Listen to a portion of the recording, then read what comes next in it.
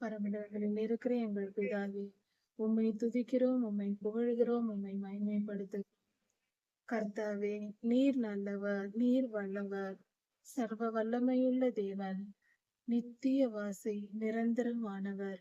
ஆண்டவரே, எங்களுக்கும் இந்த பூமியில் வாழ்கிற எல்லா உயிரினங்களுக்கும், பறக்கிறவைகளுக்கும், காட்டு மிருகங்களுக்கும், நாட்டு மிருகங்களுக்கும், நீர் வாழ்வனவற்றிற்கும், இப்படி எல்லா ஜீவன்களுக்கும் கர்த்தாவே ஆகாரம் கொடுக்கிற தேவனாய் இருக்கிறீர்.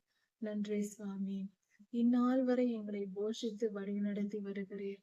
அப்படி உலகத்தில் இருக்கிற எல்லா ஜீவராசிகளையும் போஷிப்பது போல எங்களையும் நீர் போஷித்து ஒரு குறைவும் இல்லாமல் இன்று வரை எங்களை வாழ வைத்திருக்கிறீர். நன்றி சுவாமி.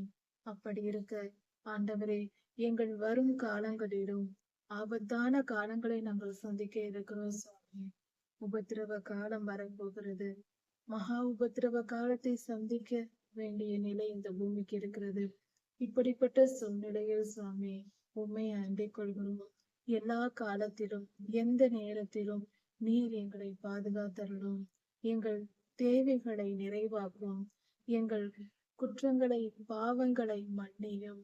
எங்களை மன்னித்து என்றென்றும் ஒரு குறைவும் அல்லாமல் ஆண்டவரே, உணவு பற்றாக்குறை இல்லாமல், எந்தவித பண பற்றாக்குறை, தண்ணீர் பற்றாக்குறை, காற்று பற்றாக்குறை, இப்படி எதுவும் எங்களுக்கு இல்லாமல் எங்களை போஷித்து காத்திருடும். உம்மை அண்டிக் கொள்கிறோம் சுவாமி. உம்மையே நம்பி இருக்கிறோம். எங்களை காப்பாற்றி அருளும். இம்மட்டுமாய் எங்களை காப்பாற்றிய தயவிற்காக நன்றி செலுத்துகிறோம். என்னாலும் நீர் எங்களை ஆசீர்வதிப்பதற்காகவும், எங்களை பாதுகாப்பதற்காகவும், போஷிப்பதற்காகவும் நன்றி செலுத்துகிறோம்.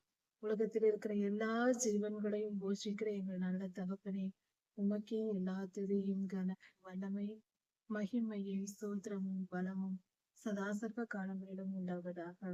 ராஜாதி ராஜா இயேசுவின் நாமத்தினால் பிதாவே, ஆமேன். மாரநாதா.